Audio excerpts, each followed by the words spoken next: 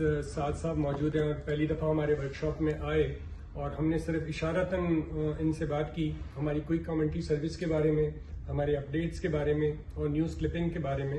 اور تھوڑی دیر کے لیے جب ہم اس ورکشاپ کو کر رہے تھے تو اس میں گلمسز آئے ہماری بہت ساری کوئی کامنٹری کے، اور تقریباً آلموسٹ 30-40 کوئی کامنٹریز ورکشاپ کے درمیان ہم نے ڈسکس کی کہ فرام ٹائم ٹو ٹائم ہم نے ایشو کی، اور کوئک کا مطلب ہم نے کوشش کی کہ جتنا جلدی ہو سکے وہ دے دی جائے لوگوں کو.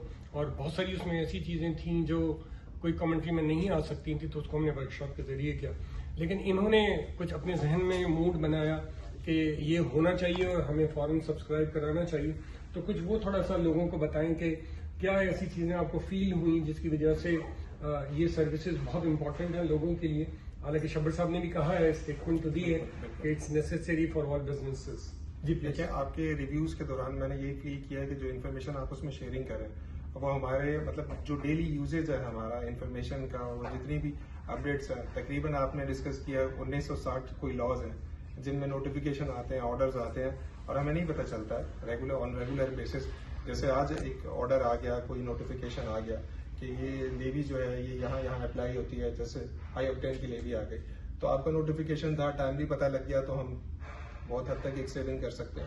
تو اسی طرح کی ملٹیپل انفارمیشن ملٹیپل ڈومین سے ریلیٹڈ ہے، اس میں صرف ایک ڈومین سے ریلیٹڈ نہیں ہے. جو ہم نے دیکھا کہ اس کے اندر آپ کے پاس ملٹیپل ڈومینز ہیں، اس میں انسٹیٹیوشنز بھی مطلب انسٹیٹیوشنل چینجز بھی ڈسکس ہو رہے ہیں، اس میں کانسٹیٹیوشنل چینجز بھی ڈسکس ہو رہے ہیں، اپڈیٹ شیئر ہو رہی ہیں.